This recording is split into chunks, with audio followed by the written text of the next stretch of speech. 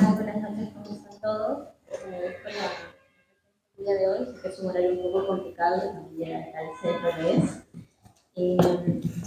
Quiero presentar esta mesa que viene a ser una mesa de introducción del curso de, bueno, no es un curso, es un ciclo de lectura de la escena contemporánea. Vamos a ir leyendo los 7 capítulos que corresponden al libro en 8 secciones. Esta primera sección es más una sección de introducción de cómo se va a venir trabajando. Para eso Eduardo Cáceres y Raúl Álvarez van a darnos un poco de contexto del libro en la actualidad.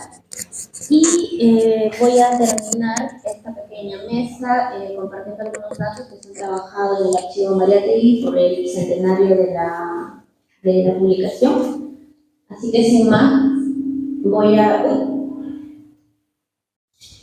Gracias.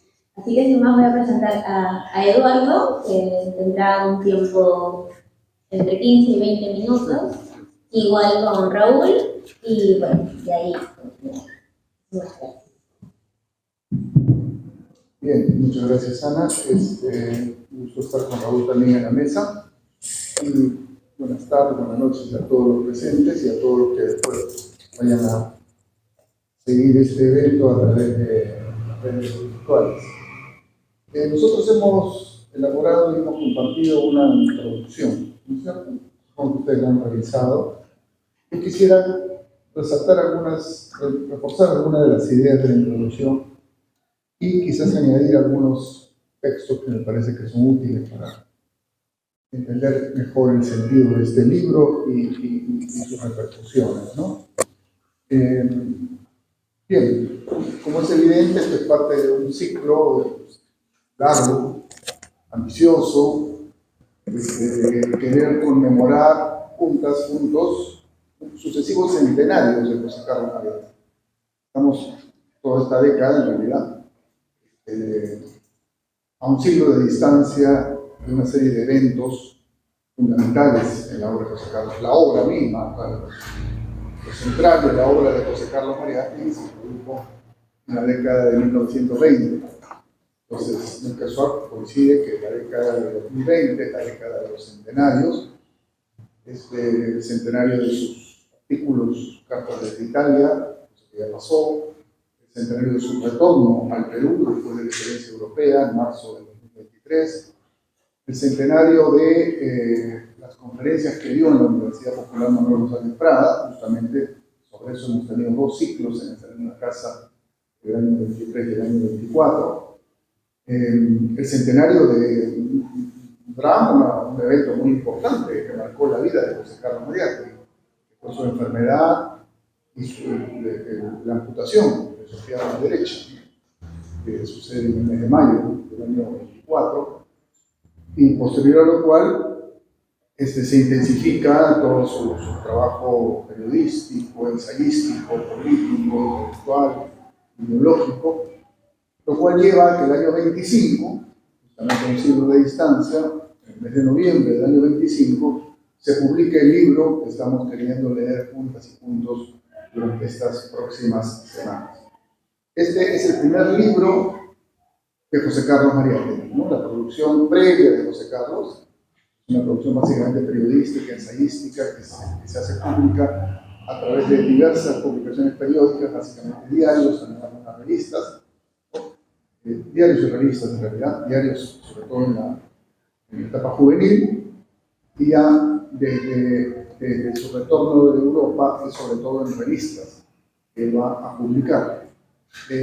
Y él, en noviembre del 25, compila, ordena, selecciona y ordena un conjunto de los artículos que había estado publicando desde el año 23 hasta el año 25, principalmente, fundamentalmente, casi exclusivamente en 2 revistas muy importantes de Lima, la revista Variedades y la revista Mundial, ¿no? Y es importante tomar nota, como decimos en la presentación, de las características de estas revistas. No eran revistas de izquierda, él había publicado y había estado comprometido con la revista Claridad, que sí era una revista de izquierda, revolucionaria, ¿no es cierto?, auspiciada por los trabajadores y con participación de un conjunto de activistas de izquierda, porque Mariátegui era todo, etc. Era para ese público, claridad. Y después vamos a tener a partir del año 26 a Mauta, que obviamente es una revista político-cultural claramente de izquierda, no se define como de vanguardia, etc. Y a partir del 17 es una revista socialista, marxista, etc. ¿No? Que de hecho ya lo era desde el rato por allá. Pero, como digo, estas revistas son más bien tipo magazine, ¿no? O sea, se parecen más a caretas que a el diario de Marca o la revista Marca. O sea, ahí José Carlos. Y esto es importante porque una de las cosas que queremos y quisiéramos desentrañar con la lectura, y para eso va a ser muy bien comparar con lo que hemos leído antes, creo que muchos de los que estamos acá participando del ciclo sobre historia de la crisis mundial, las estrategias comunicativas de José Carlos Mariátegui. Eso es sumamente importante, además es muy político, ¿no? En fin, no voy a entrar en los detalles ahora, pero creo que ese es un tema que es importante, para eso es importante tomar nota de qué publicaciones de que José Carlos, se trata de 2 revistas, magazines, mundial muy cercana al veguismo y Variedades también, porque además no era posible tener una publicación en Lima en esos años se hostil al veguismo. Amauta va a tener problemas sin siquiera haber hecho alusión a la guía varias veces en su existencia, ¿no?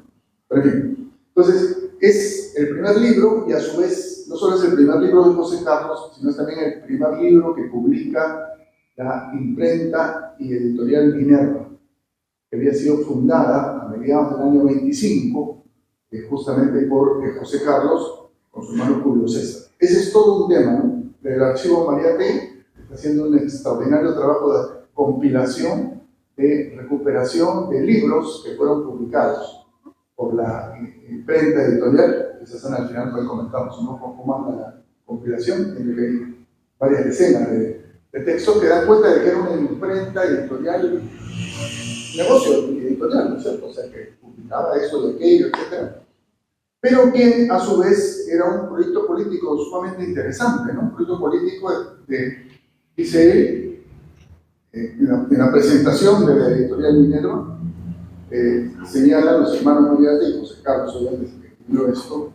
Esta editorial, esta imprenta y editorial Minerva, aparece como el objeto de dotar a la cultura peruana con una verdadera y orgánica casa de emisiones científicas, literarias y artísticas, y publicará un libro mensual. El primer libro es la escena contemporánea.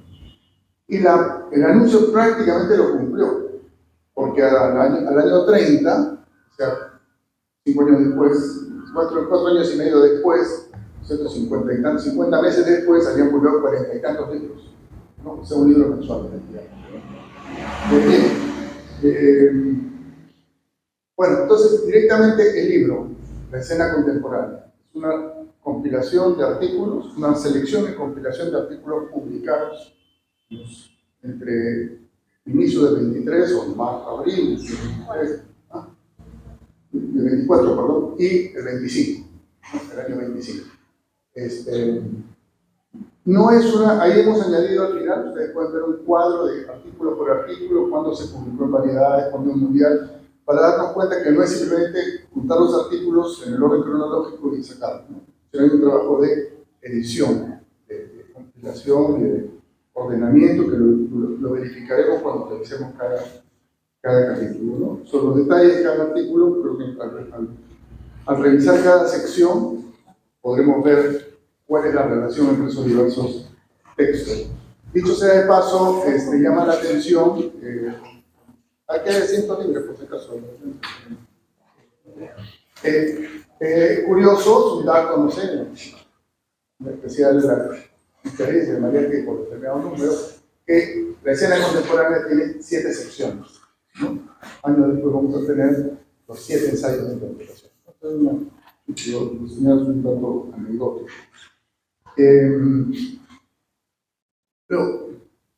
Lo interesante del texto, y es por eso lo hemos sugerido leer con atención la advertencia, esa primera página, es que Mariátegui, ya convicto, marxista convicto y confeso, que trae pues, una visión que de alguna manera ha transmitido una visión más global en la historia de la crisis mundial, en las conferencias en la Universidad. Aquí lo que nos propone es que él nos presenta impresiones, dice él, demasiado rápidas o demasiado fragmentarias. Porque afirma, Mariátegui cito textual, no es posible aprender en una teoría el entero panorama del mundo contemporáneo. ¿No? Y que más bien hay que buscar, explorar y conocer episodio por episodio, faceta por faceta, el mundo contemporáneo. Entonces, este libro da cuenta, digamos así, de un momento más analítico en la obra de Mariátegui, que no niega ni se contrapone a un momento más sintético, ¿no es cierto? A momentos en los que él afirma una visión de conjunto, afirma una tesis global sobre la época, sobre el carácter de la época, sobre el papel de la producción, etc., ¿no?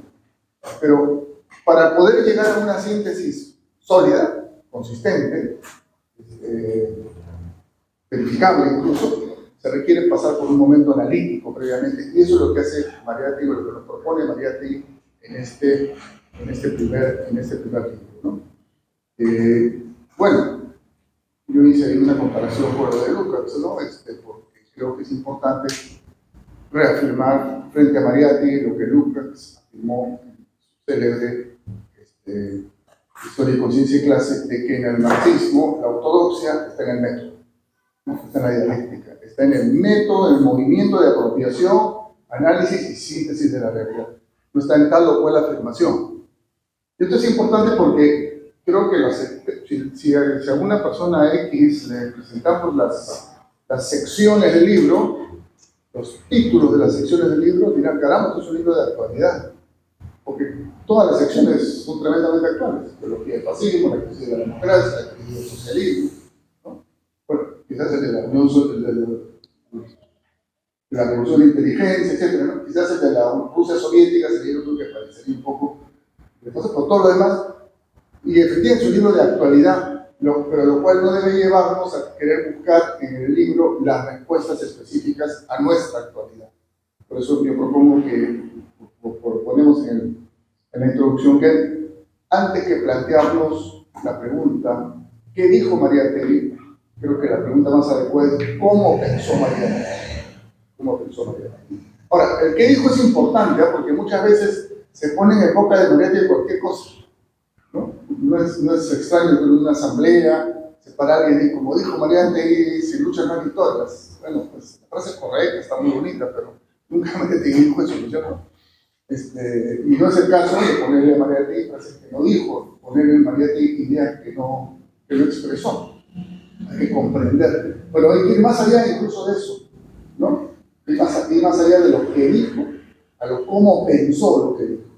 Porque ese cómo pensó es el que nos puede resultar útil a nosotros frente a problemas similares a los que ha afrontado, ¿no? Y en la advertencia, él va a hacer una reflexión sobre su método, que es muy, muy valiosa, ¿no? Y él dice, para esto que queremos hacer aquí, hay que usar poner una reflexión sobre el estilo, ¿no? Hay que usar un método, un estilo medio periodístico y medio cinematográfico. Es bien, puede parecer como una frase bonita, no es así, es muy profunda, ¿no? Porque en otro lugar, en un texto de 1923, publicado en Variedades también, él apenas desembarcó, lo entrevistaron varios medios, ¿no? Y respondió a varios cuestionarios. Y Variedades en mayo del 23 lo entrevista, y aparece en la revista una sección que se llama Instantáneas, y ahí él define el periodismo de la siguiente manera: el periodismo es la historia cotidiana, episódica de la humanidad. Antes, la historia humana se escribía de lapso en lapso, ahora se escribe día a día. El periodismo es en nuestra época una industria, etc. Claro, estamos lejos de ese periodismo, ciertamente en muchos casos, ¿no es cierto? Pero entonces era la idea que Mariátegui tenía, es historia cotidiana. Hacer periodismo es hacer historia cotidiana. Y creo que estos textos que vamos a leer juntas y juntos son una clara expresión de eso. Entonces, la idea de un método un poco periodístico es un método, como quien dice, al pie del cañón, ¿no es cierto? O sea, hay que ir reflexionando al mundo conforme van sucediendo las cosas. Y por otro lado, un poco cinematográfico, dice él, ¿no es cierto? Ricardo Portocarrero me hizo notar que en realidad, cuando habla del tema cinematográfico, y cuando elige el título del libro, La escena contemporánea, que dicho sea de paso, hasta meses antes, la idea era publicar un libro con el mismo nombre que tenía su columna en Variedades, Figuras y aspectos de la vida mundial. Hay varias entrevistas en que voy a publicar un libro con este título, por ahí incluso hay un aviso periodístico que sale anunciando un libro. Y a último momento, bueno, no se fija, cambia a la escena contemporánea, ¿no? Entonces, la idea de escena, claro, nos lleva al cine, pero sobre todo para Mariátegui, creo que tiene razón Ricardo, nos remite sobre todo al teatro, porque Mariátegui tuvo una experiencia con el teatro antes de ir a Europa, y en Italia asistió a obras de Pirandello, y en fin, o sea, en Berlín también hay por ahí testimonios de que asistió a obras de teatro muy avanzadas, ¿no?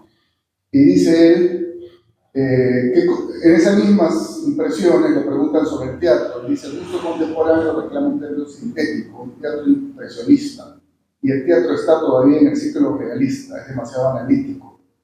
Existen, sin embargo, síntomas de evolución, y ahí es donde menciona que él había visto en Berlín obras de teatro de vanguardia muy interesantes. Entonces, esta idea del método cinematográfico, periodístico y cinematográfico, creo que nos aproxima bastante bien a lo que Mariátegui quiere hacer. Y la otra idea que quería compartir, que está en el texto, que quería reforzarla simplemente, vale para toda la obra de Mariátegui, pero creo que en particular para periodos como este, es el carácter vital de su producción. Esa frase, por eso me parece muy importante, lo que viene de los meter mi sangre en mis ideas. O sea, no es mi vida ni mis ideas, no es que, sino mi sangre y mis ideas. Y entonces, entender estos artículos que aparentemente son, y de hecho son sobre temas aparentemente muy lejanos, Europa, ¿no? Italia, Alemania, está pasando lejos, comentarios a la distancia, no son solo eso, hay ahí un componente testimonial muy fuerte. En algunos casos se lo va a explicitar, pero detrás de todo lo que hay es una vivencia muy profunda que tuvo entre el año 19 y el año 23 de la crisis europea, ¿no? Entonces, esa relación es muy fuerte, y esto se expresa, bueno, está el tema de los viajes, los viajeros, ¿no? Hay una referencia que hemos puesto en el texto, que pueden ver luego, ¿no? Eso se expresa en algunas cartas, ¿no? Como dije, el episodio dramático, terrible, tremendo que vive José Carlos en el mes de mayo del año 24, que es la amputación de la pierna derecha. Hay toda una discusión en torno a la amputación. Al final, afortunadamente, se impone la decisión, porque la gente tiene que estar inconsciente, de la esposa sobre la mamá. La mamá no quería que la amputen por prejuicios religiosos. Ana decía: si es para salvarle la vida, amputan en la pierna. Amputan la pierna, etc. Y es tremendo el episodio del momento en el cual él toma conciencia que le han amputado la pierna, ¿no? Y eso está narrado en varias biografías, y se puede ver luego. Pero lo que voy es a que, sufrida esta amputación, sufrida este cercenamiento de su capacidad motora, un hombre que amaba la vida, el movimiento, se intensifica en él la voluntad de vivir, expresada sobre todo como voluntad de escribir. O sea, su forma de ratificarse en la existencia va a ser intensificar su quehacer intelectual y escritor, ¿no es cierto? Él lo dice muy fuertemente en la famosa carta que hemos reproducido acá, la carta que dirige a Claridad, ¿no es cierto?, a la revista Claridad. Dice: en septiembre del 24, o sea, unos 3-4 meses después de la amputación, le escribe a la revista Claridad, estaba por salir el número 6 de la revista, le dice: no quiero estar ausente de este número de Claridad. Si nuestra revista reapareciese sin mi firma, yo sentiría mucho más mi quebranto físico. Mi mayor anhelo actual es que esta enfermedad que ha interrumpido mi vida no sea bastante fuerte para desviarla ni debilitarla. Que no deje en mí ninguna huella moral, que no deposite en mi pensamiento ni en mi corazón ningún germen de amargura ni de desesperanza.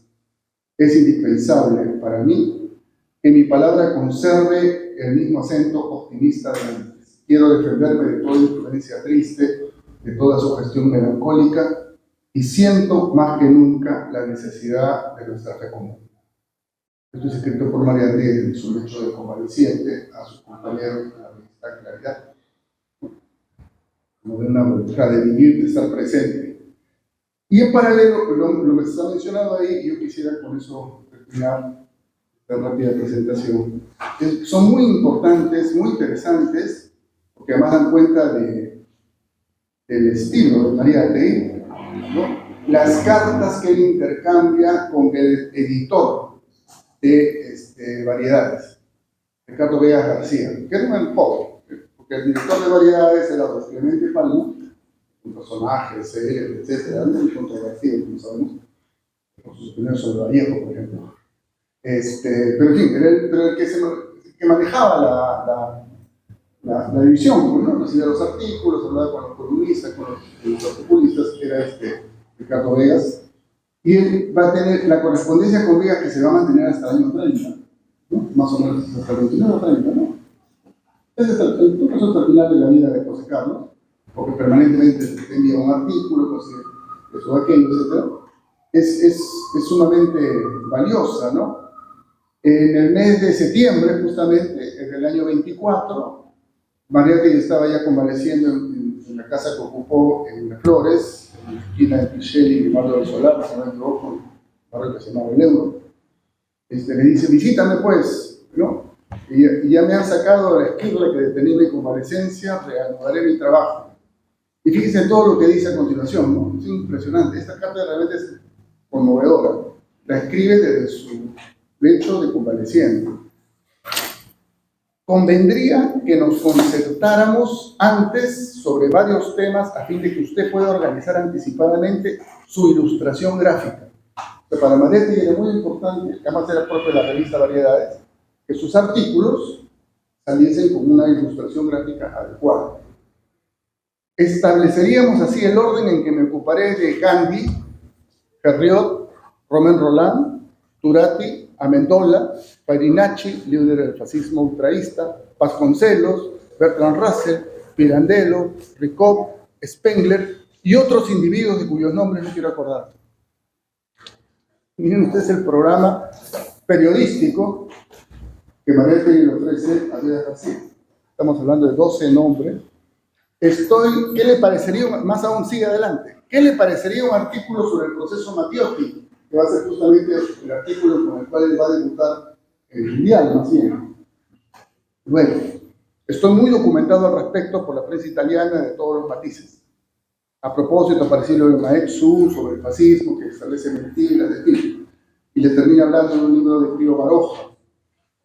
O sea, realmente, no voy a entrar, hay varias cartas más, las cartas siguientes, todas ellas muy valiosas, cartas del año 24-25, de José Carlos María Artegui y Vegas García, que dan cuenta de esta voluntad de escribir y de esta capacidad, además de tratar, pues, semana a semana. Estamos hablando de artículos semanales, no estamos hablando de ensayos para ser publicados en una revista semestral. Y son artículos que hoy los leemos con provecho, hoy los leemos con interés, que no son generalidades, ¿cierto? Gandhi, Romain Rolland, Herriot, Turati, Amendola, Farinacci, Bertrand Russell, Vasconcelos, Pirandello, Ricot, Spengler y otros más. Bueno, y justamente por ahí otra carta por ahí que ya es similar a esta, porque le dice, voy a escribir sobre política francesa, porque los alemanes no están, es muy obvia la cuestión alemana, sabemos ya quién va a ganar las elecciones, no tiene sentido opinar sobre eso ahora.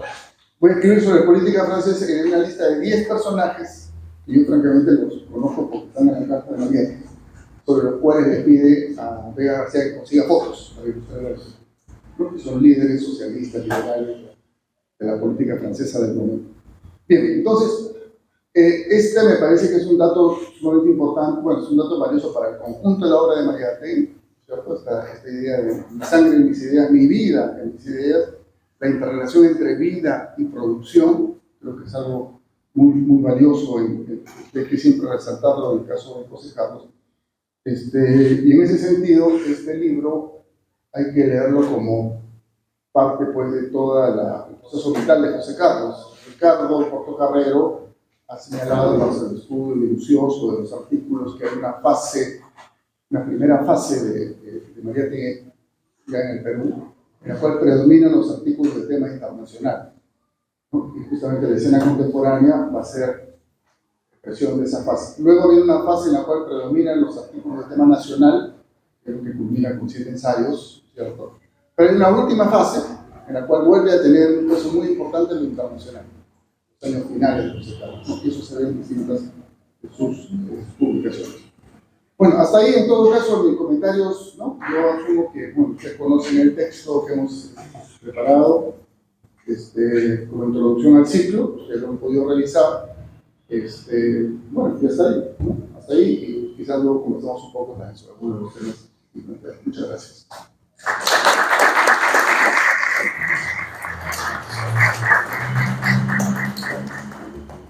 Bueno, buenas noches con todos. Gracias por acompañarnos hoy, gracias al archivo, por la invitación y a las organizaciones que también están impulsando esa iniciativa, que son el SNOSUR y Colectivo Praxis de Formación Política. Yo voy a tratar de cumplir el rol que originalmente le correspondía a Ricardo Portocarrero, que no puede poner su vida en esta mal de salud. Voy a tratar más ser, no sé si solo una profesión, pero primero ser historia, entonces voy a tratar de ser más historiador que sociología. Y primero, me toca creo que ser, para hacerle fiel al espíritu de Ricardo, un poquito confiesas. Primero voy a comenzar con una advertencia, que es una advertencia que también él hizo en la primera sesión que tuvimos hace ya un par de años, en febrero del 2023, cuando iniciamos el ciclo de lectura, un ciclo de lectura muy similar que vamos a tener ahora sobre la conferencia que Mariátegui dio en la subvención de José Esperado, ¿no? Y para eso no quiero comenzar con Mariátegui, sino quiero comenzar con alguien que pensó y escribió mucho en Mariátegui, que fue Alberto Flores Galindo, ¿no? El Mujano Minca, Alberto Flores Galindo, decía que la historia, si debe salir para algo, debe ser para liberarnos del pasado y no para permanecer en esas cárceles de larga duración que son las ideas. Y rescato este fragmento, sobre todo porque este es un ciclo, y no vale primera vez, es un ciclo, digamos, hacer una exégesis de Mariátegui, un ciclo donde vamos a buscar la cita, a tratar de determinar el cuál de todos los Mariátegui que se han construido a lo largo del siglo XX es el verdadero. O sea, igual es cierto que lo que dice Eduardo, ¿no? De que igual importa sí lo que dijo Mariátegui, importa más bien pensar en su contexto y ver qué tiene para decirnos hoy. Sino es un ciclo, como ustedes lo han visto en el flyer, en las redes sociales, un ciclo de debate, reflexión y perspectiva, ¿no? Y en ese sentido, a pesar que suene algo raro y no muy historiador,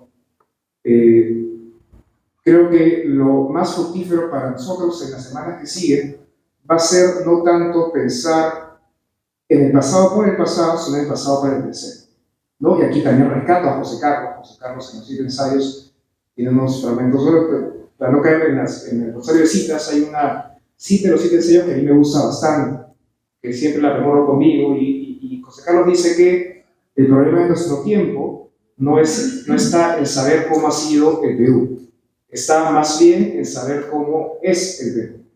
El pasado nos interesa en la medida en que puede servirnos para explicarnos el presente. Las generaciones constructivas toman el pasado no como un programa, sino como una raíz, ¿no? Pero para hacer el ejercicio, ¿no? Para pensar con José Carlos ese tiempo, quiero recordar 2 advertencias que hizo Ricardo hace un par de años, en ese auditorio de febrero de 2010.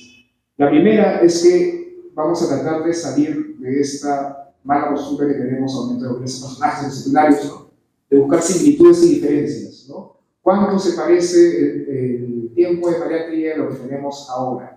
A pesar que evidentemente hay fenómenos que podemos decir que riman en algún sentido, ¿no? Los sistemas de derechas con el fascismo, el tema del sionismo y el desionismo, ¿no? El tema de la crisis de la democracia. Vamos a tratar de pensar a Mariátegui en su contexto y en función a contextualizar a Mariátegui en su tiempo, pensar con y a través de él la crisis que nos toca pasar ahora. Y en segundo lugar, un poco trayéndome a lo que mencionaba al principio de mi intervención, Vamos a tratar también de salir de esta mala costumbre que también hemos tenido en la discusión intelectual de las izquierdas, de determinar la manera correcta de interpretar el arte. Hay toda una, ahí Eduardo, creo que conoce mejor que nadie acá, todo el antecedente que tenemos con el debate sobre el materialismo, el Instituto Nacional, que en verdad terminaron siendo debates muy interesantes, pero que de algún modo tampoco llevan a mucho, ¿no? Porque finalmente el peligro que tenemos al enfocarnos en determinar la verdad, en hacer un exégesis de Mariátegui, es en ver, en buscar una receta, ¿no? Bueno, esa es la interpretación correcta. Si Mariátegui lo dijo, eso es correcto, porque no lo hacemos ahora. Creo que tampoco es aceptable, ¿no? Como decía, no queremos usar la materia como un megáfono, ¿no? Como ha solido pasar. Queremos volver a José Carlos para pensar con él un momento que, si tiene algo de similar, sobre todo frente a todas las similitudes que vamos a hacer y todas las analogías que probablemente vamos a escuchar a lo largo del curso, es la cuestión de la crisis, ¿no? Un primer elemento para tener en cuenta en este ciclo de lectura es que, acá voy a tomar parte de las conclusiones que tuvimos en el ciclo anterior y que también la manejan otros colegas como Martin Bergel, ¿no? Y vamos a la conclusión, no es pasar eso también, como discutir con ustedes, pensar a Mariátegui como pensador de la crisis. Toda la obra de Mariátegui se enmarca en un contexto mundial de crisis, de lo que llama una crisis civilizatoria. Una crisis que estalla con la Primera Guerra Mundial, ¿no? Una crisis que se viene arrastrando en Europa desde fines del siglo XIX, una crisis que supone la descomposición de la sociedad burguesa occidental, de los grandes imperios dinásticos, y que de algún modo lleva a José Carlos a pensar de que se ha abierto un espacio, se ha abierto una coyuntura para crear una sociedad nueva.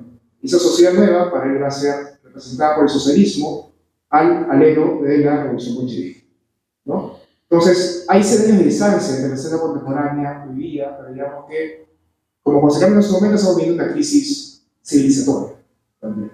La diferencia es que la crisis que José Carlos vivió en su momento empieza con una guerra.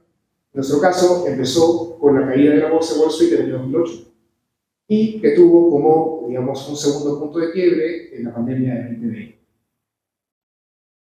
Teniendo en cuenta estas diferencias, hay que, vamos a tratar de ver qué rimas hay entre la historia, pero también tratar de pensar la especificidad del contexto de José Carlos antes de intentar extrapolar o proyectar diagnósticos o frases suyas aisladas fuera del contexto de su presente.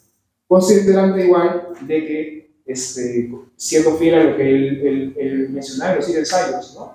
El pasado, ¿no? Su pasado, y el pasado, su tradición, la tradición del pensamiento socialista que él desarrolló, debe ser visto como un programa que debemos ejecutar, sino como una risa, ¿no? Eso un poco para cumplir con traer a Ricardo también esa mesa que no puede salir con nosotros. Y lo segundo que quiero hacer, también para cumplir con Ricardo hoy día, es poner un plan historiador y contextualizar un poco el momento en el que vamos a discutir ese, ¿no? A diferencia del año 23, que es el momento en donde José Carlos llega a Europa, está recién llegado a Europa y está muy interesado en esas conferencias que él dicta en las universidades González Plaza dirigida a la clase obrera, específicamente a los estudiantes. José Carlos aquí está ya en el año 25 y eso significa que estamos en el momento del punto máximo del poder de la guía, ¿no? Ella viene a reelegirse del año 24 y esto dio pie a lo que Basadre ha llamado el periodo de desencanto, ¿no? El periodo de desencanto entendido como ese alejamiento del leidismo respecto a los grupos sociales que originalmente lo llevaron a Canadá. Clases medias, estudiantes y la incipiente clase obrera que se forma con la industrialización fin y secundaria. Y ahí, digamos que el episodio clave va a ser de algún modo el intento, porque es un intento fallido, de consagración al Sagrado Corazón de Jesús en el año 23. Es un momento en donde, Leía rompe todo lo que podía romper con sus anhelos iniciales, ya tenía enfrentamientos con los estudiantes, porque en el año 21 me parece que cierra San Marcos, ¿no? Persigue al rector, tiene ya intensos momentos de represión al movimiento obrero que empieza a manifestarse en contra del gobierno, ¿no? También esto también se expresa, por ejemplo, la política de exilios, ¿no? Allá se va exiliado. José Carlos también tiene 2 intervenciones, si no me recuerdo ahorita, en el año 23, en esta casa justamente, por su inicial actividad política. Entonces es un momento en donde la situación empieza a enrarecerse. Y todo este momento de optimismo que acompañó al leguismo, que acompañó a sectores de la clase obrera, a sectores de clases medias, a sectores de estudiantes, que para José Carlos representa justamente estos grupos sociales nuevos que emergen por la industrialización del fin del siglo XIX, digamos que se empieza a dar y empieza a ser más evidente de que Leguía no es la ruptura de la oligarquía civilista, sino una continuación. Digamos que su canto es ese, su producto más acabado, ¿no? Y en consecuencia, esto va a ser de que, sumado al escenario mundial, la necesidad de pensar la escena contemporánea lo lleve justamente a hacer un énfasis en el componente analítico previo al paso de lo que va a ser el componente más necesario. Es interesante cómo es que él habla de que es imposible hacer toda la teoría de una época, y justo ese es el momento, creo que también lo menciona en el libro, en donde también ya está presente esa inquietud por la interpretación y por el ensayo, ¿no? Como es imposible así la totalidad de la época de una sola teoría, bueno, vamos a ir poco a poco, faceta por faceta, paso a paso, con cuidado, a lanzar hipótesis.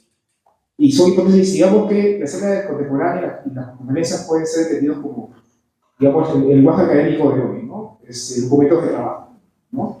Que de algún modo le sirven a él para desarrollar ideas que eventualmente lleva a sentar en su periodo, en su momento ya propiamente ensayista.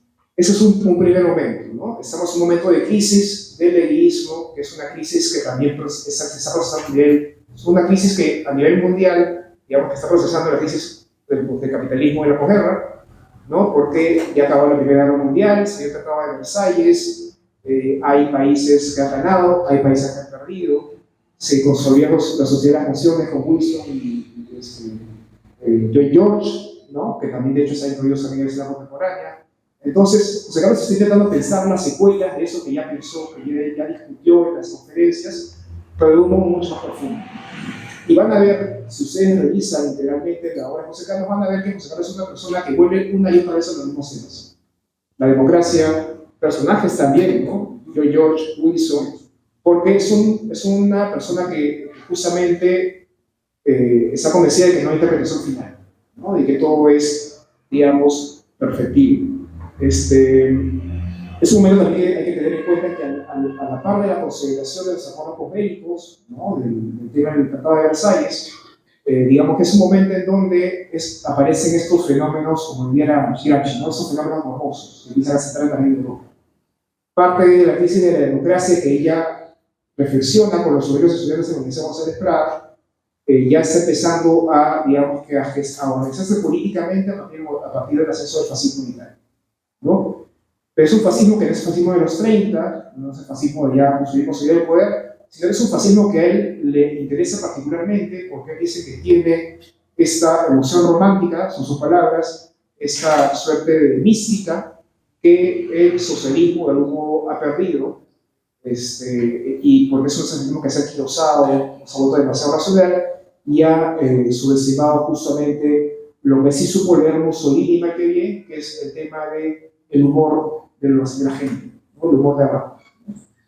Lo que Mussolini, eso va a ser muy interesante para pensar no solamente el fascismo de ese momento, ese fascismo inicial, ¿no? Sino también las extremas derechas en el mundo de hoy, es esta aproximación más psicológica que tiene José Carlos del fascismo, ¿no? En la biología del fascismo, luego lo vamos a ver en la próxima sesión, que recoge a su vez las cartas que ella escribía, los artículos que escribía para el tiempo en Italia. Él menciona, él sugiere que el fascismo, más que incidir en la hipótesis que conocemos, ¿no? Que el fascismo, se suele decir, el fascismo es un instrumento de capital que emerge en momento de defensa para salvar sus crisis.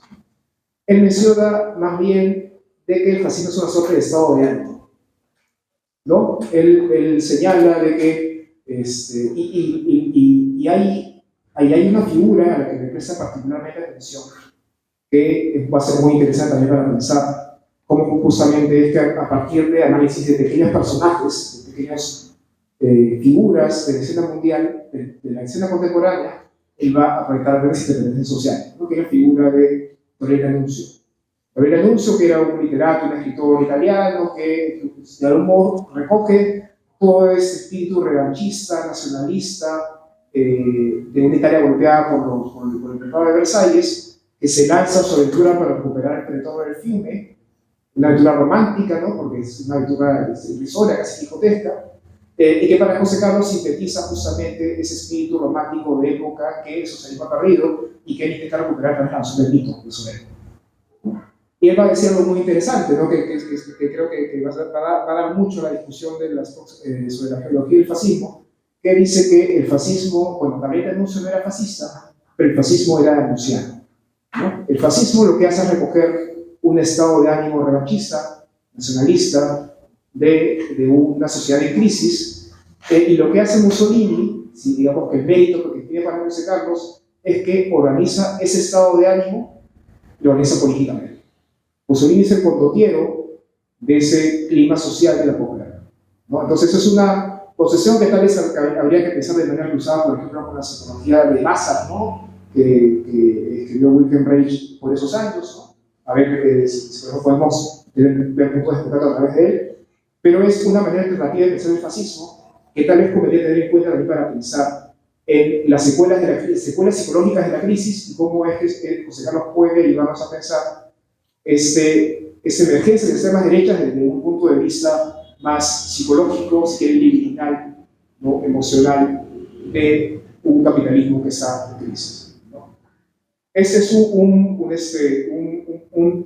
algo que quería dejar primero sobre la mesa. Lo segundo es también situar el libro en un contexto en el que justo hoy estaba realizando este estudio muy interesante de Renike y José de sobre el indigenismo en las regiones, y es notable también entender este libro como parte de un ciclo de expansión de la cultura de la imprenta que acompaña el fin de siglo. Entre 1900 y 1930, acá tengo justamente las cifras, hay un incremento muy grande de periódicos y revistas a nivel nacional, 1667 en 1918, y ya hasta 1930 hay alrededor de 443, ¿no?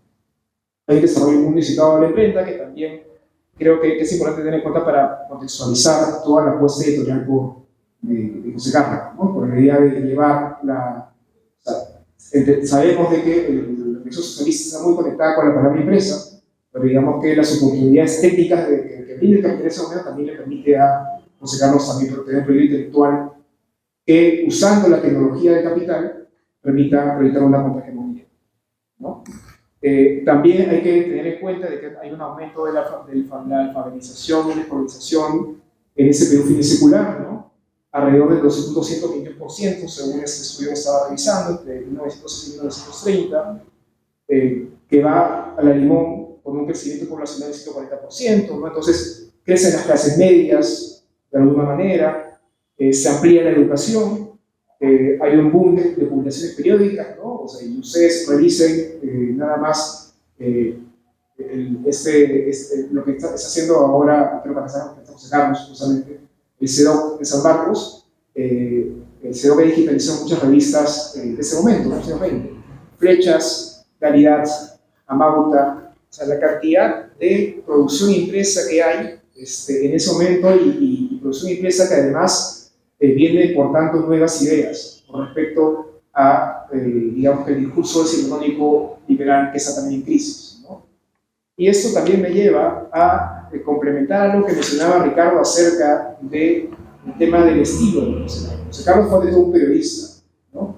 Un periodista, y él justamente reconoce que la capacidad de dinamismo, de agilidad y de agudeza que él tiene para pensar en sus escritos se lo dio la labor periodística. Pero también hay que pensar en esta cuestión cinematográfica, ¿no? ¿A qué se refiere José Carlos con un estilo cinematográfico? Hay que recordar que fines del siglo XIX es un momento en donde no solamente entra en crisis la sociedad capitalista en términos económicos y políticos, sino también todo el espectro cultural, de la alta cultura burguesa. Aparece el telégrafo, aparece el film, es el momento donde también en Lima empieza el alumbrado eléctrico, ¿no? Se extiende la vida cotidiana por las noches, ¿no? Eso implica también una democratización del ocio, ¿no? Entonces, está toda también esa fascinación por las máquinas, ¿no? Que acompaña el ascenso del futurismo, al cual José Carlos le presta muchísima atención, ¿no?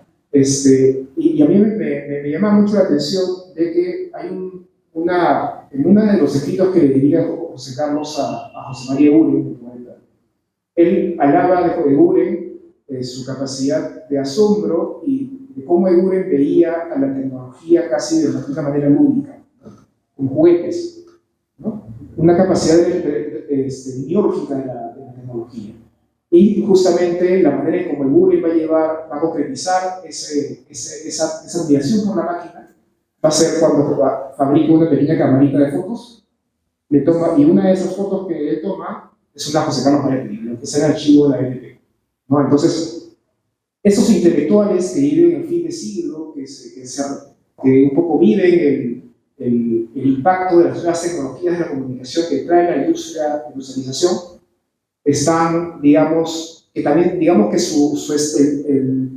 que también procesan ese impacto de la tecnología en la manera en cómo se enfrentan al discurso letrado, el discurso académico del fin del siglo XIX.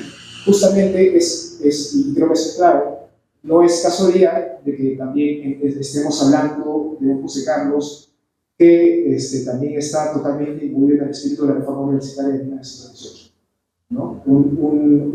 Una revuelta contra la autoridad académica sinónima, contra el saber del discurso letrado que era parsimonioso, serio, etc. ¿no? Y José Carlos, y a eso quería ir con el tema de la cinematografía, más bien está viendo una Lima que todavía tiene algo de aldeana, ¿no? Recordemos cómo la escribía Martina en la casa de Castro. Una Lima aburrida, ¿no? de curas y sotanas, ¿no? Muy rural, donde no pasaba nada, donde había mucho tedio, mucho aburrimiento, pero que al mismo tiempo, en determinadas zonas, sobre todo las zonas más ligadas a la industria, está experimentando un gran proceso de dinamismo social.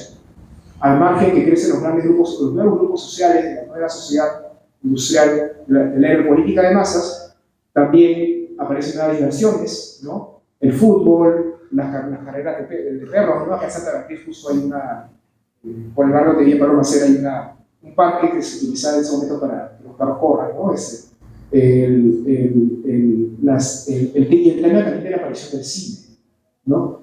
Piensen en una Lima que todavía tiene algo de rural, ¿no? Una Lima aburrida, una Lima todavía aldeana, y en el impacto que para una juventud, la juventud del centenario, tiene el alumbrado eléctrico, tiene el ver el movimiento de los coches en las calles, el ruido del tranvía y el impacto de la imagen en movimiento, ¿no? Ya de por sí, cuando aparece la fotografía, más o menos en la década del 80 del siglo XIX, hay todo un espanto en la biografía, porque es una máquina del diablo, ¿no?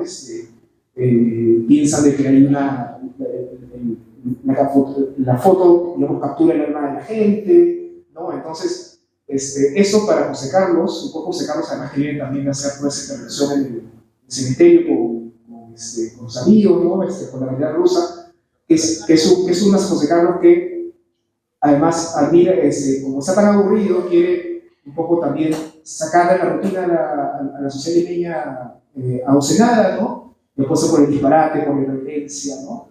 ¿Y qué representa justamente el cine en ese momento, ¿no? Un cine que empieza a avanzar, ¿no? Que todavía no tiene un acceso tan democrático, ¿no? Porque, digamos, ir al cine era un gusto de élites. De hecho, la primera película de Perú que se hace, creo que en 1913, que es un negocio del agua, me parece que se llama, básicamente son las clases dominantes de sí mismas. Pero ya de por sí, el hecho de tener disponible una tecnología como esa, que impacta en la sensibilidad, en la subjetividad de una sociedad que está empezando a moverse, creo que también debe llevarnos a pensar acerca del valor de lo cinematográfico en el siglo de José Carlos, ¿no? Y para complementar esto, quería llamar la atención de que si ustedes, esto yo lo he visto en algunos perfiles que hay, el perfil de Lenin, el perfil que hace de Gross, el perfil que hace de Wilson, ustedes van a ver de que el estilo de José Carlos es un estilo muy visual, además que es muy dinámico. Es un estilo, y para preguntarnos al tema de la escena contemporánea, hay llama escena por el tema del teatro, ¿no? Y es un estilo donde interactúan siempre muchos personajes, ¿no? Hace interactuar a Wilson con Joe George, ¿no? O también su interacción, o interacción entre los urbanistas, ¿no? Pero también es un estilo que está muy enfocado en plantear textos, representaciones muy gráficas de la sociedad, ¿no? Tan gráficas de que también incluso hace alusión a los rasgos físicos de la gente, ¿no? En lo que describe su Wilson, por ejemplo, es excepcional, ¿no?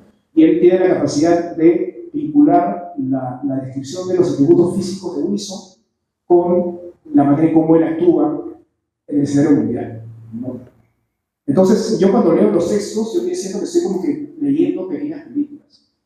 Y me parece que José Carlos, de algún modo, está procesando en su escritura justamente esa fascinación por el movimiento, esa fascinación por esa nueva cultura que está emergiendo, que él también la va a querer llevar al tema de su reflexión sobre las vanguardias, y que de algún modo también es compartida por la mente intelectual de esta generación centenaria, ¿no? No es gratuito justamente de que otro intelectual que se acercaba a José Carlos, que José Carlos le publica un libro, Viva el Cárcel, en el año 27, saca por Minerva de 13 años antes. José Carlos promueve el libro, y si ustedes leen la introducción de 13 años antes, es muy interesante de que Viva el Cárcel escriba su libro como una pequeña película cerrada. Ustedes leen la primera edición y van a ver que básicamente el libro de la cárcel es un libro que describe, ¿no?, ese proyecto de una avalancha andina sobre la región costeña. Es un libro que está planteado casi como pequeños pasajes, pequeños episodios, ¿no? Y así como eso, podemos pensar, por ejemplo, en la presencia de la cinematografía y la poesía de la vanguardia de los 90, ¿no?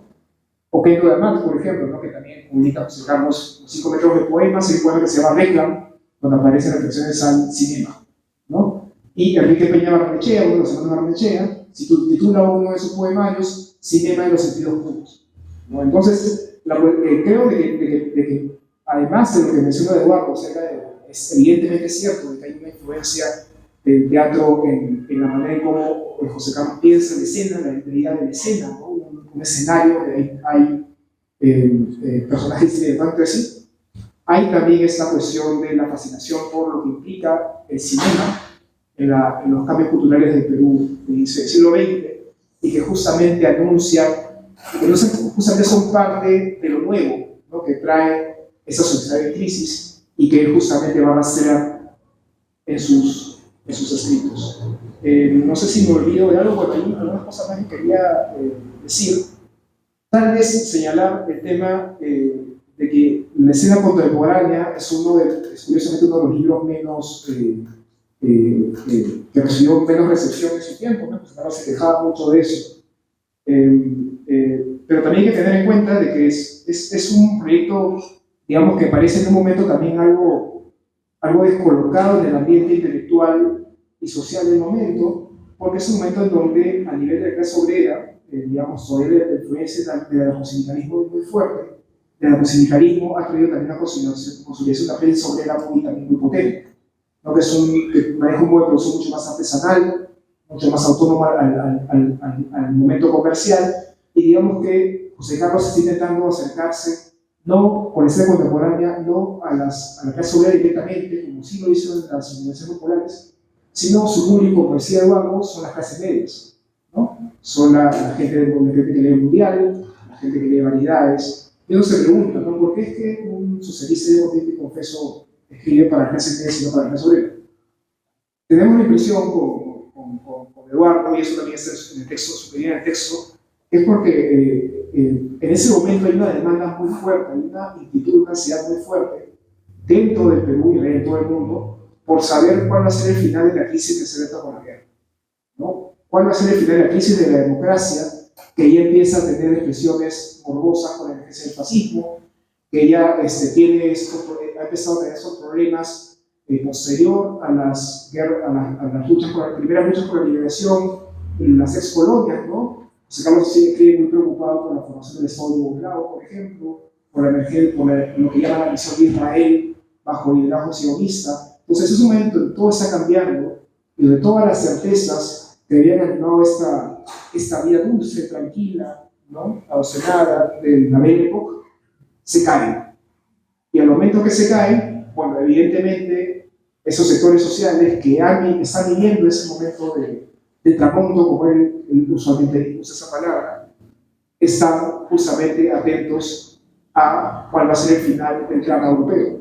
¿No? La crisis de la plaza liberal, que es una crisis que es mundial, porque, y también hay que tener en cuenta la importancia de por qué los sectores también se están mirando no el Perú, como usualmente estamos acostumbrados, ¿no? José Carlos como un pensador nacional popular, ¿no? Un pensador que mira hacia el Perú hacia el mundo.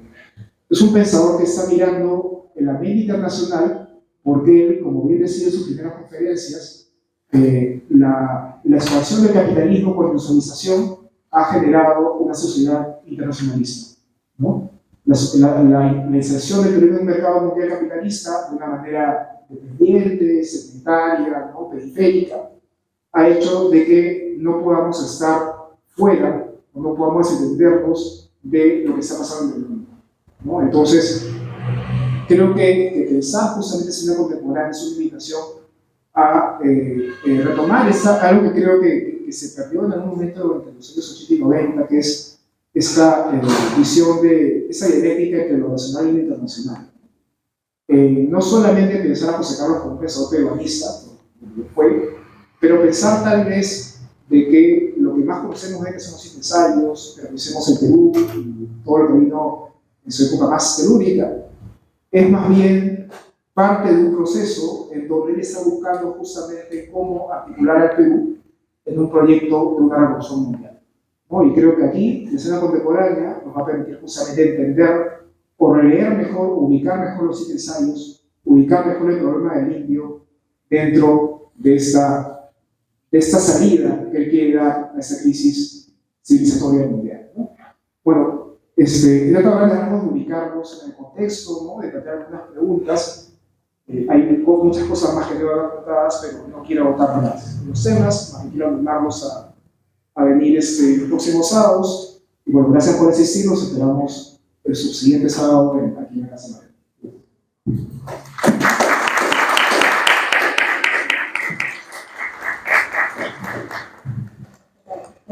Quiero agradecer a Eduardo y a Raúl. Antes de mencionar un poco el trabajo del archivo y cómo se ha llegado con este ciclo de lectura y colección contemporánea, no sé si alguien tenga algún comentario, alguna pregunta.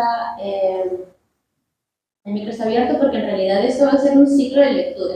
Es decir, no solamente va a hablar Eduardo, Ricardo o Raúl, sino en realidad la idea es invitarlos a ustedes a conversar.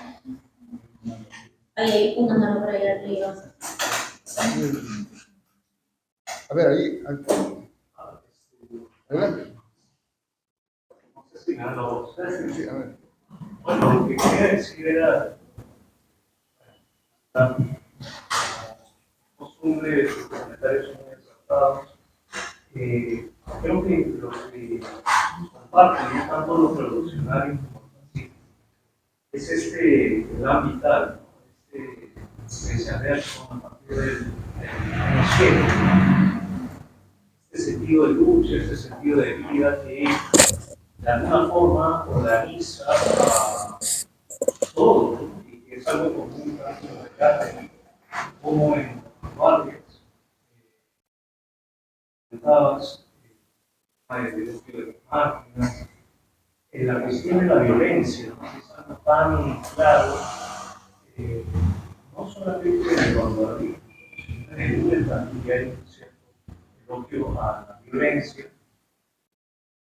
Claro, a mí me interesa un poco leer este libro como en esa continuidad, ¿no? En ese mismo espíritu vanguardista. O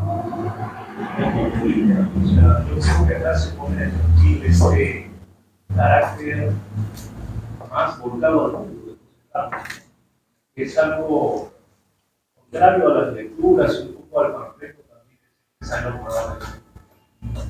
Y por otro lado, ver también, me gusta mucho leer la escena, hermanado otro texto publicado en el año 29 de Jorge Basadre, es un poco desapercibido, ¿no? Que ha pasado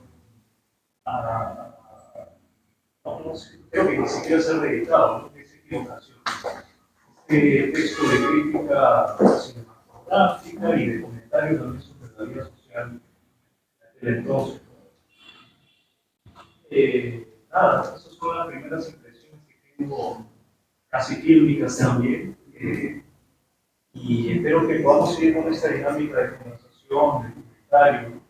Creo que la crisis de la democracia, que es algo que Mariátegui identificaba bien en la crisis mundial, ahora de nuevo en la escena contemporánea, es un sentido de época, claro, pero que también se repite ese mismo síntoma hoy día. Y que tal vez podemos pensar, tal vez ya lo dejamos para conversar, si tiene algún sentido ser vanguardista hoy. Un poco con la escena, con la actitud de Mariátegui es esa, no solo vanguardias artísticas, sino vanguardias políticas. ¿Cuáles son las vanguardias políticas de hoy? Y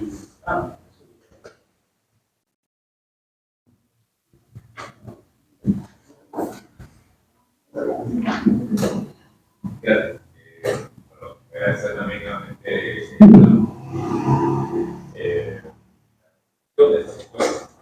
Había dos cosas que me llamaron la atención del texto de Pablo. Creo que ambas han sido tratadas también en los comentarios. Uno es el tema de la construcción de las interpretaciones que van a dar lugar a los centros de ensayo que son más conocidos posteriormente a través de esta lógica de análisis de coyuntura, y cómo dialoga también bastante bien con la metodología que ya algunas décadas atrás se había puesto de moda dentro del ámbito del análisis político para entender la realidad de eso, una suerte de fotografía a través de la interpretación, a través de las palabras, ¿no? De modo tal de que pudiese asirse la totalidad de la realidad que uno está viviendo, ¿no? En los pequeños análisis o en las vivencias menudas de un momento histórico o incluso de un personaje o la biografía de un sujeto que representa, digamos, a un colectivo. Entonces, eso me parece que hay que siempre como que subrayar esta lógica de análisis de coyuntura también como la síntesis del método de interpretación de la realidad. Y en segundo término, también lo encontré bastante importante en el texto que nos presentaron, cómo se llega a esta metodología a partir de una tradición que viene desde mucho antes, ¿no?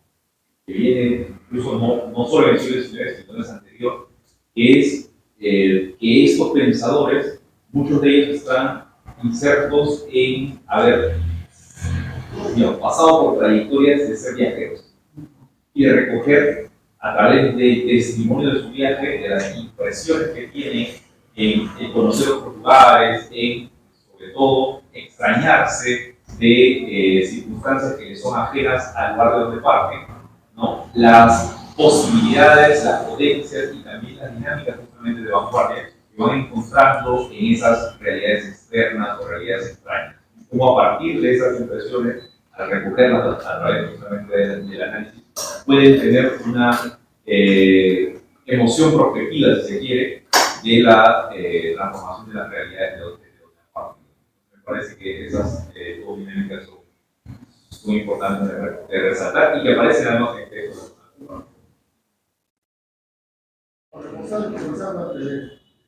Leo una de las cartas que Vegas, al editor de Variedades, 28 de octubre del año 24, que de Miraflores, o sea que está como reciente allá, y le dice: tenemos que concertarnos como la vez pasada sobre los temas próximos.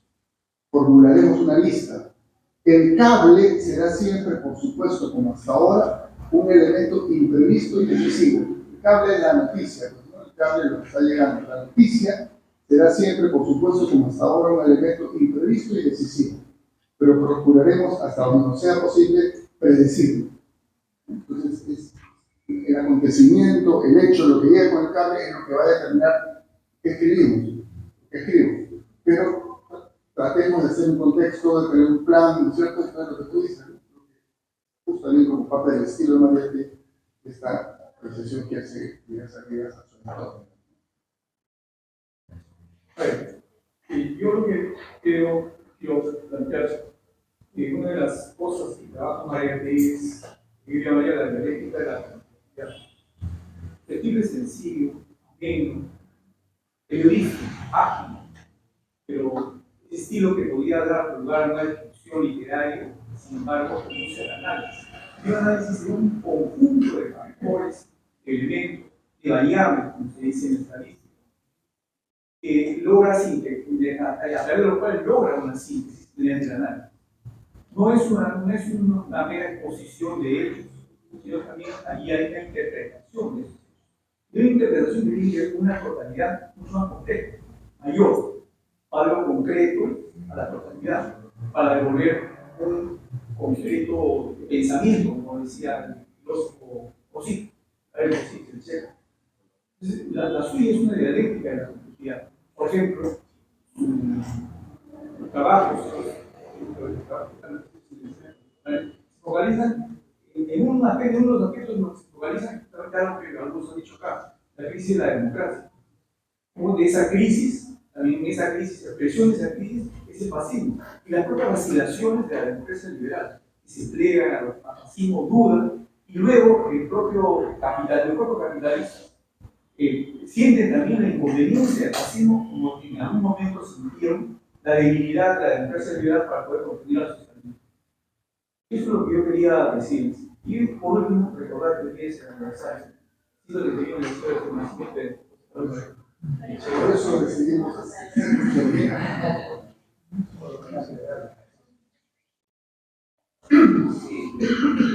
Para Eduardo tenía una pregunta. Coincido bastante con el método en Mariette y en Marx, es fundamental.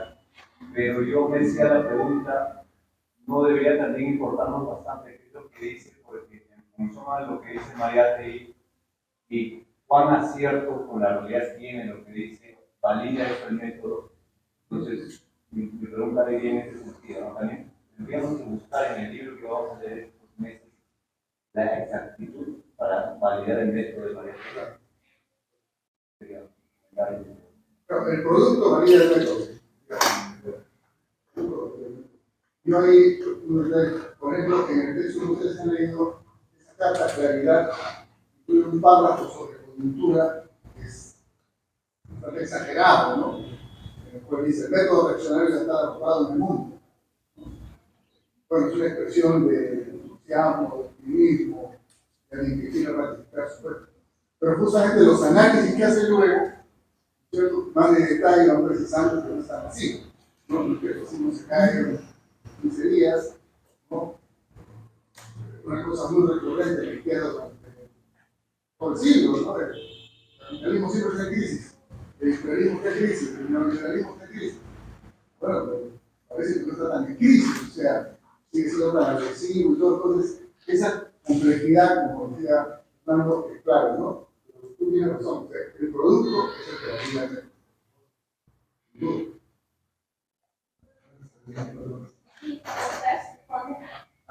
¿Qué tal? Buenas noches.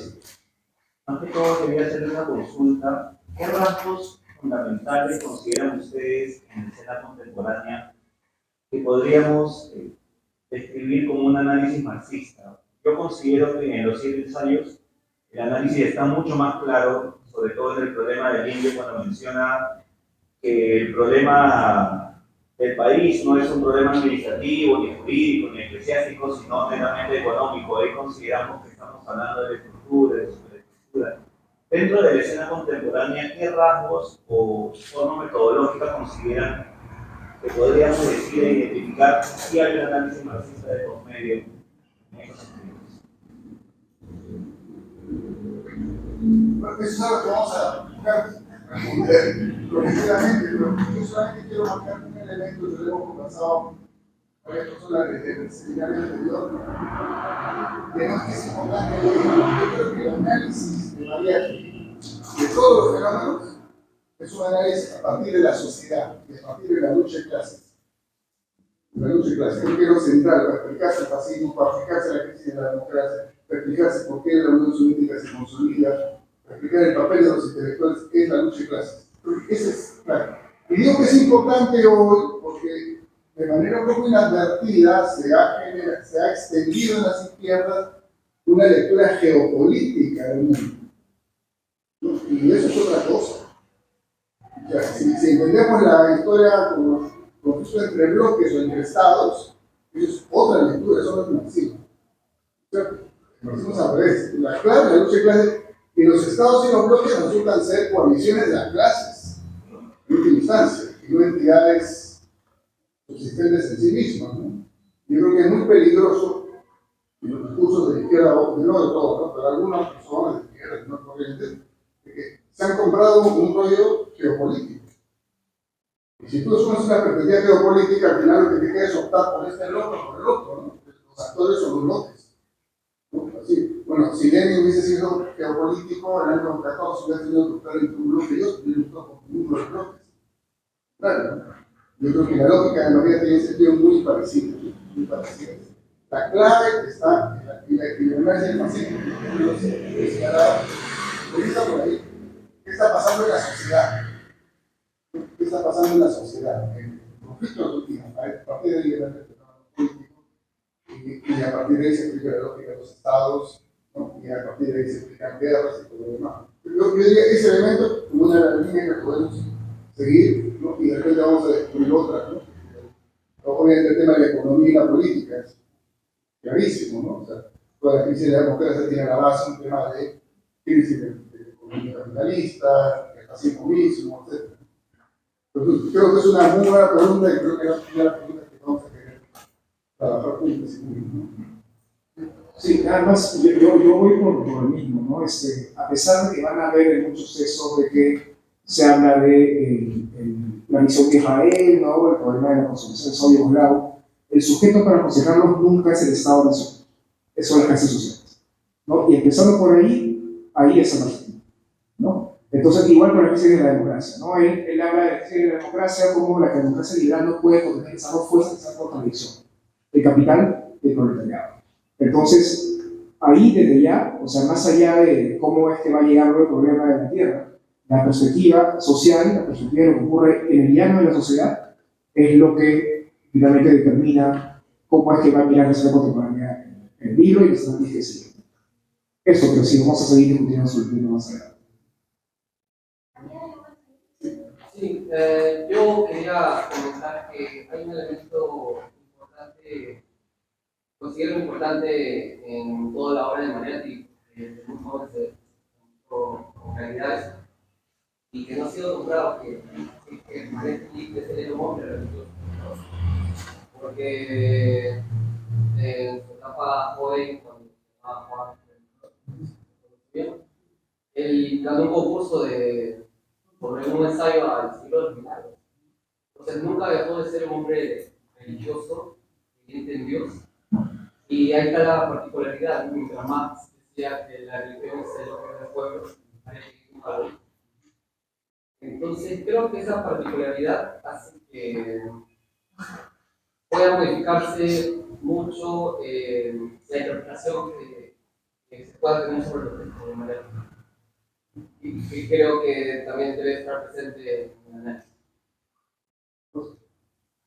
Sí, y de hecho, lo organizamos por ahí, ¿no? O sea, cuando mencioné justamente el tema de Sorel, él justamente una de las críticas que hace al socialismo en ese momento, lo menciona aquí en el capítulo del socialismo, es el tema de que el exceso de nacionalismo que, digamos que ha terminado atravesando el marxismo en la primera década del 20 y sobre todo luego de la muerte de Lenin, ¿no? Y más bien, claro, él viene de una familia religiosa, su mamá era muy religiosa, y dice que el mayor aporte que podemos dar nosotros para renovar el socialismo es el inocularle una fe, ¿no? Y justamente cuando habla de Europa habla de que yo soy un hombre de una fe, una convicción, eso es un libro, ¿no? El tema de cómo vincula la religión, o sea, la religión no como institución, sino como creencia, como mito, ¿no? Como mito movilizador de la acción política, creo que va a ser clave para entender también no solamente su apuesta por el tipo de socialismo que va a querer construir, sino también por cómo es que va a querer incluso el fascismo, ¿no? Justo en las conferencias que veíamos hace ya un par de años, un tema que es muy interesante de José Carlos, y que no se ve mucho, es que es su crítica al positivismo decimonónico, ¿no? Su crítica al racionalismo, ¿no? Y cómo es que cuando ve, por ejemplo, el tema de Oriente y Occidente, cuando se acerca sobre él, por ejemplo, él está, incluso en sus textos, cuando pasa por Viena, en Europa, él está profundamente interesado en el movimiento psicoanalítico. Escribe textos sobre Freud, escribe sobre sexualidad. Está, digamos que tratando de explorar esta otra dimensión que para él el marxismo no está profundizando demasiado, ¿no? El tema de las creencias, de las emociones, incluso del libido, del mito, de los humores sociales, ¿no? No creo que esté divorciado de eso con su concepción marxista de la revolución, sino que más bien digamos que un complemento, incluso que enriquece mucho más su visión de la época, ¿no? Pero bueno, eso lo vamos a seguir desarrollando en las sesiones. Sobre la cuestión del método, ¿se va a conversar a partir de la obra original de Mariátegui y el comentario facilitador, o se van a usar textos alternativos también como modificadores de la discusión? ¿Nos van a proporcionar ustedes o vamos a buscar? Bueno, en realidad sí es la lectura del libro, acompañado siempre de una guía, como la que se les entregó, siempre va a estar, siempre es, sí, exacto, va complementado. La idea central es leer el libro, hablar del libro y a partir del libro. Porque a veces terminamos de la literatura alrededor, ¿no es cierto? Y perdemos el sentido. Entonces, Sí, mi pregunta era por un tema psicológico, porque cuando hacemos la lectura del libro, tenemos un comentario como en este caso, que es un facilitador, ayuda bastante. Cuando no tenemos materiales referenciados, por ejemplo, que los comentarios son caprichosos, termina siendo la interpretación excesivamente subjetiva de la persona que cree haber entendido lo que hay aquí y no tiene referentes que son amplios. Por eso la recomendación sería tener uno o dos más textos que permitan fortalecer la discusión y que no sea tan policial. justamente pensando en el siguiente tema, o sea, en el primer tema ya del libro, que es Ideología del Fascismo, lo que habíamos conversado es recomendar que el fascismo es muy visual. Entonces, más útil que leer un libro sobre el fascismo es ver algunas buenas, parece que hay buenas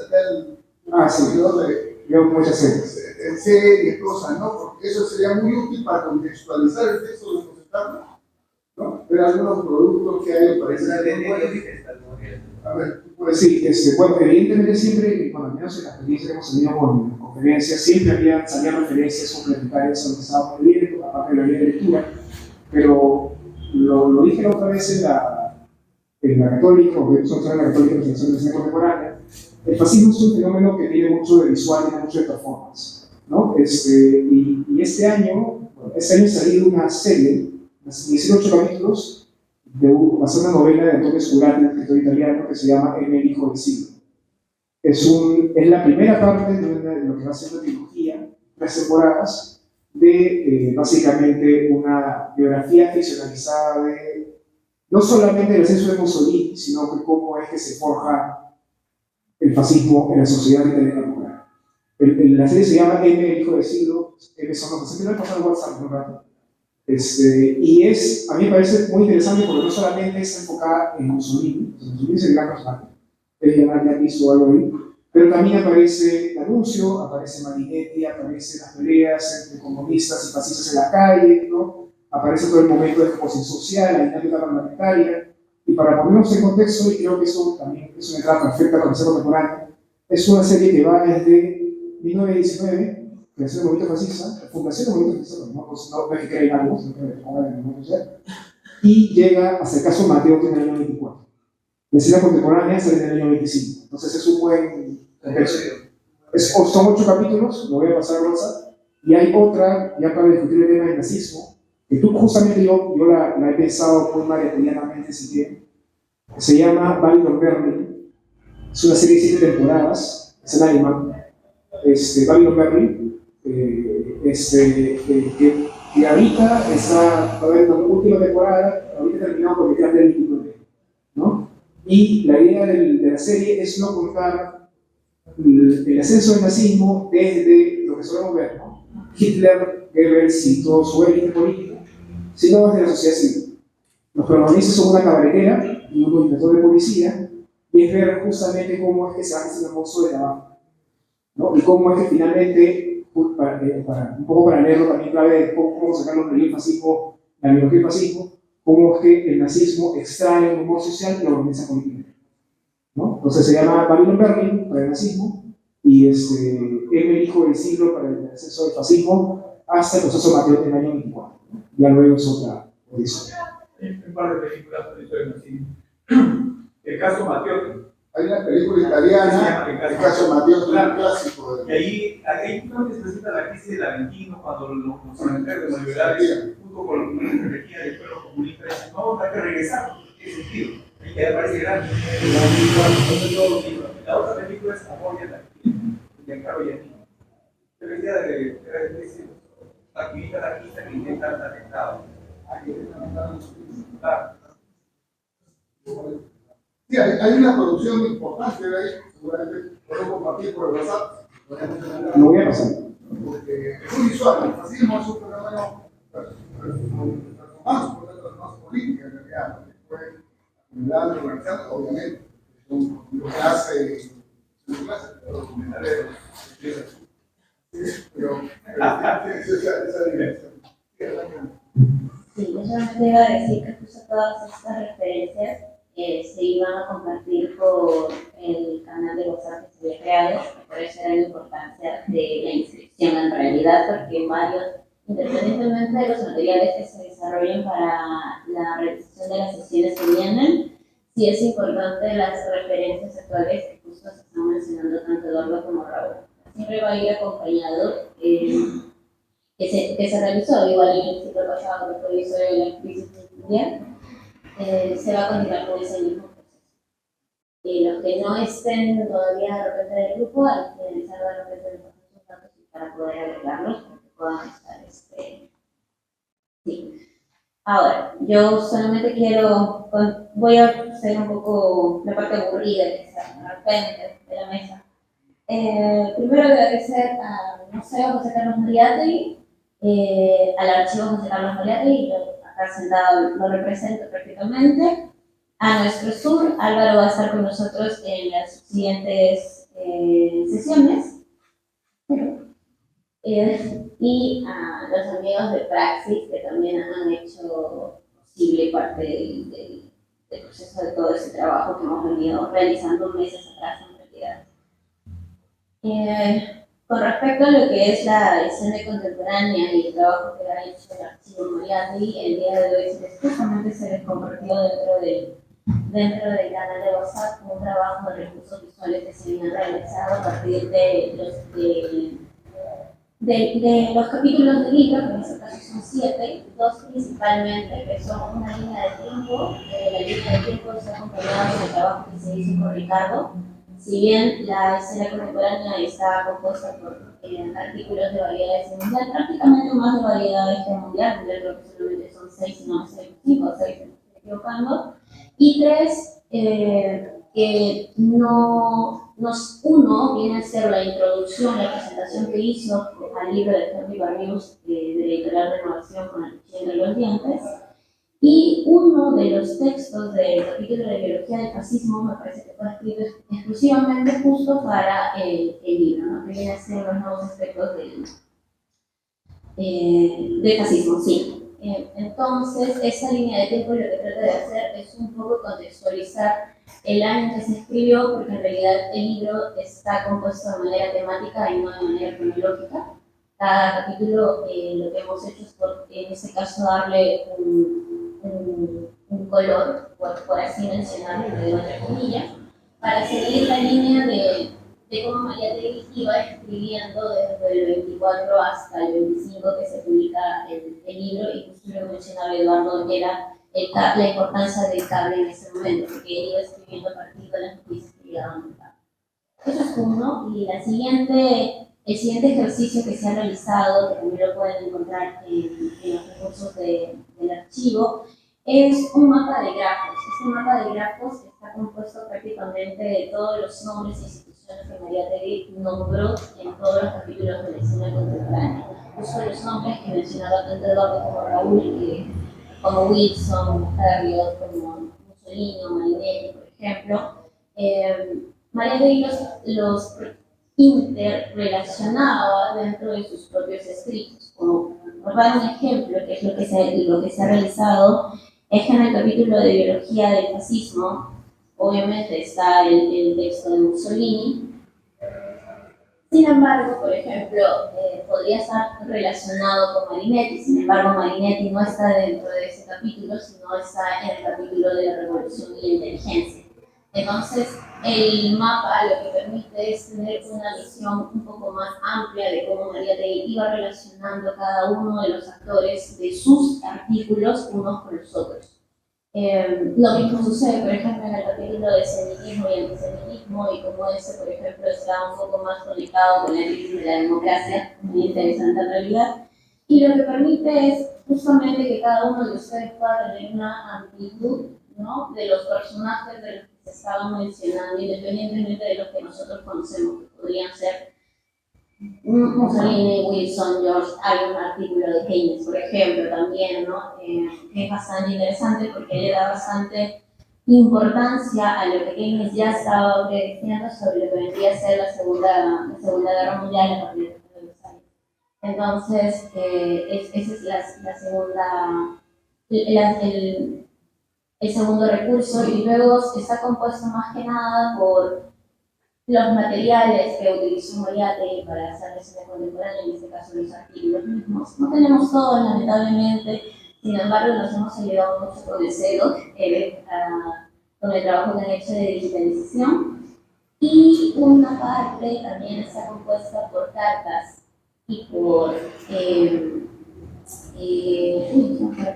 reportes de prensa, de, por ejemplo, cuando se publicó la escena contemporánea. Las cartas me parecen muy importantes en realidad porque dan un poco de contexto de cómo se estaba primero distribuyendo el libro, que era no solamente desde la librería Minerva, sino dentro de los agentes que había desarrollado a partir de la consolidación y la fundación de la Editorial Minerva, que también se encuentra en este momento en el aniversario porque cumple 100 años también de fundación. Entonces, prácticamente son 2 centenarios, viene a ser primero Minerva y luego aparece la escena contemporánea en noviembre de 1925, y el 31 de octubre viene a ser la imprenta editorial Minerva.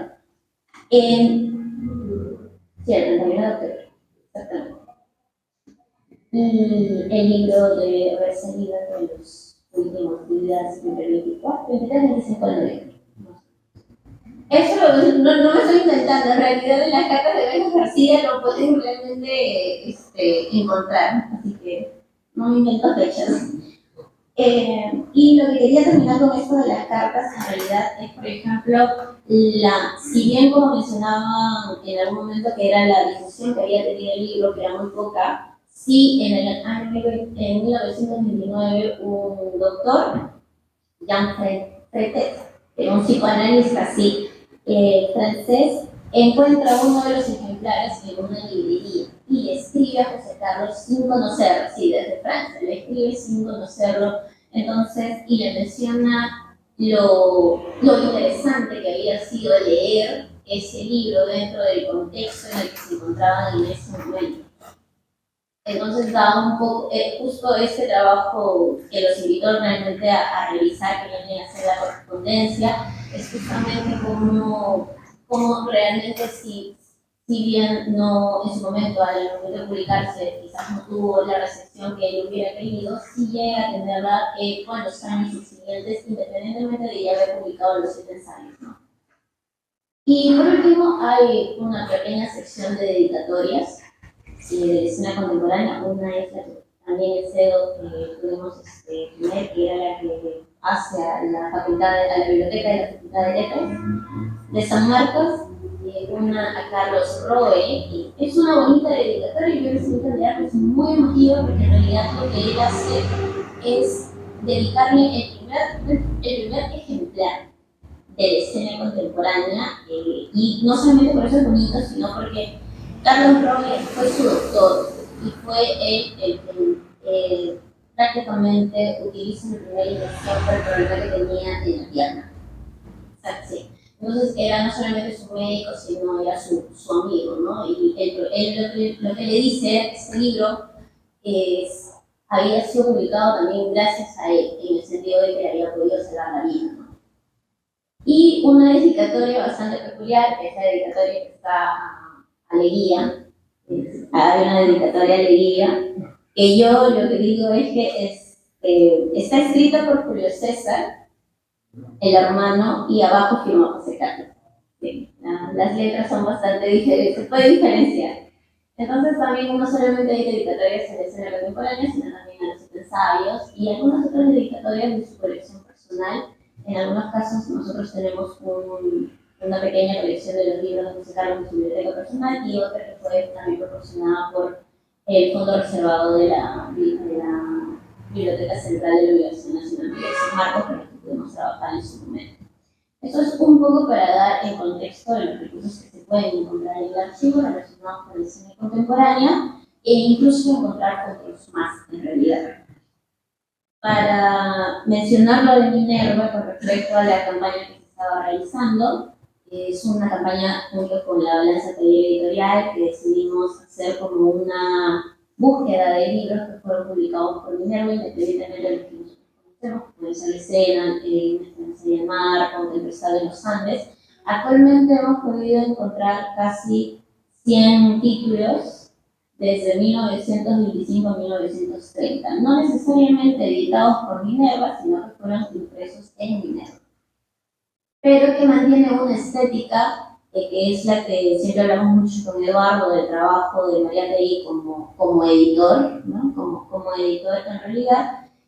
Así que los invitamos, en realidad pueden encontrar esa información también en la web del archivo. Los invitamos a que puedan revisar el listado, porque el listado de sus libros lo pueden encontrar ahí. Y si llegaran a encontrar algún libro que no esté en ese listado y sea de Minerva, a nosotros nos ayuda bastante, porque el objetivo de esta campaña es llegar a tener un catálogo razonado de toda la dimensión que tuvo Minerva a partir de su fundación, ¿no? En esta primera etapa, desde 1925 a 1930, que viene a ser el periodo de José Carlos en vida, y de ahí posteriormente haremos uno desde 1930 hacia adelante, porque claro, yo estoy segura que muchos de los, no sé si todos seguro conocemos más a Minerva por los cuadernos, y de la librería, en realidad, que quizás el trabajo editorial y de impresión que se realizaron las cosas manos, ¿no? Porque en realidad Julio César siempre es un poco relegado, pero me parece importante siempre resaltar su presencia dentro de ese proyecto que tuvieron las cosas manos, ¿no? Y creo uno más, que por ejemplo, para poder también justo tener un poco de contexto sobre por cómo Mariátegui escribe la escena contemporánea, es su paso por Europa, ¿no? Y lo que se desarrolló también en el archivo, que lo pueden encontrar, es una línea gráfica temporal desde 1919, desde el exilio disfrazado,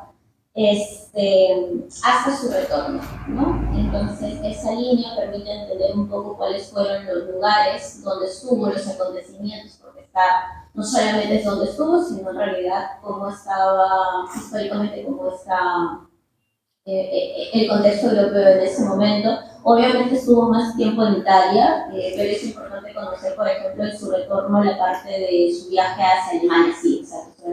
La parte de Alemania, lo que mencionaba Eduardo, como el trabajo que conoce de George Grosz, por ejemplo, el teatro también, y que eso le permite a él creo que desarrollando esas ideas y bueno, ya cuando llega creo que las puede completar y las puede materializar en lo que ya nosotros conocemos como la revista Mauta, ¿no? Entonces también para ver ese proceso de María Tegui, de la formación que tuvo, sí me parece importante que también la puedan revisar. Y para todos estos recursos que les estoy comentando, se los voy a compartir, así para que por lo menos tengan un contexto de lo que pueden encontrar. Y creo que ya mencioné de las cartas. Y solamente para, ya si termino, es para complementar lo que mencionaba Raúl con respecto de la forma en la que Mariátegui veía la Lima de 1918-17, me parece importante revisar sus escritos juveniles. Uno, porque especialmente quizás el tomo 2, que viene a ser las crónicas, hay una que se llamaba Glosas de la vida cotidiana, por ejemplo, en la que escribe mucho sobre la Lima de ese momento. Y quizás también darle una pequeña lectura a las cartas que le escribía a la poeta Ruth. Escribe bastante, creo que justamente esas cartas dan un poco de contexto, no reversa el contexto, sino creo que puedes realmente transmitir el sentir de José Carlos con respecto a qué era lo que él estaba viendo de la Lima, cómo se sentía y hasta ciertas formas, ciertas frustraciones también que tenía.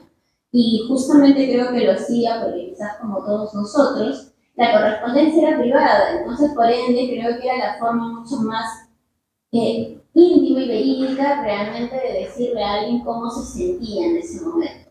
Entonces actualmente esté bien, a veces siempre digo si debimos haber publicado la correspondencia, pero me parece importante señalar cómo creo que es una lectura bien interesante, una manera muy íntima de conocer a José Carlos. Yo creo que lo primero que trabajamos en el archivo fue justamente la traducción de la correspondencia de José Carlos. Y creo que es un trabajo largo, yo estoy hablando de casi aproximadamente 1000 cartas, aproximadamente entre el Fondo Personal de José Carlos, entre la Sociedad Editora Mauta y la Imprenta Editorial Minerva. Es un trabajo largo, es un trabajo de 10 años en realidad. Así que yo los invito en realidad a que revisen, que nos existe el WhatsApp. Así que cualquier duda que tengan, igual pueden escribirnos, o si no, al correo que es archivo@mariategui.org. Yo con esto ya termino, y sé que es tarde. Y de nuevo, nuevamente agradecerles a todos. Sí, se me está olvidando lo que estamos conversando. La próxima clase que es de aquí al siguiente, el 28, si no estoy mal, el 28 de junio, que se va a leer Biología del Fascismo.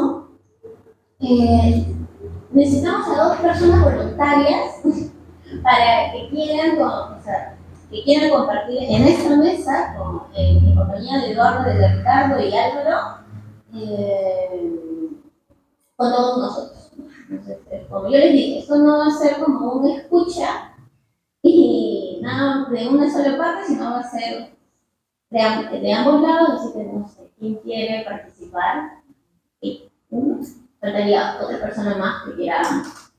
La idea es que motiven la conversación. 5 minutos, yo lo he leído y me llama la atención que aquello, la otra persona, y ahí se abre. Y 2 personas que lean con atención y ayudan a motivar. Sí. Ya tenemos uno. ¿Qué más? Hay más que quiera estar el 28 de junio. 2. Listo. José Carlos. Ya nos quedamos un minuto. Sí. No, una cuestión final, escuchando a Ana, yo lo digo con frecuencia y lo quiero repetir ahora. Creo que el trabajo que ella ha hecho durante 10 años, por lo menos, ¿no? 10 años, ya. Y el trabajo que ha hecho también José Carlos Mariátegui y Secla, José Carlos III, ¿no? Como le decimos en la coloquialmente. Es un trabajo admirable que da continuidad a algo que aparece siempre en los libritos, ¿no? Los libritos, esos bonitos que hemos leído, siempre se habla de no se puede la frase que usa, la devoción filial, la familia, ¿no? La vida de los hijos han garantizado que la obra de Mariátegui siga viva durante décadas. Ahora, el trabajo más reciente de José Carlos III y de Ana ha puesto todo eso en internet y más. Yo estoy cada vez más convencido que no hay autor latinoamericano mejor trabajado en términos documentales que José Carlos Pariente. ¿No? Porque está, como bien ha dicho, está todo, hasta las dedicatorias, ¿no? Las postales, las tarjetas, las facturas, el mouse y los textos, ¿no? Entonces es un tesoro riquísimo, un trabajo además en términos bibliográficos, archivísticos, ejemplar, y creo que hay que aprovecharlo al máximo, ¿no? Eso es más quería. Gracias.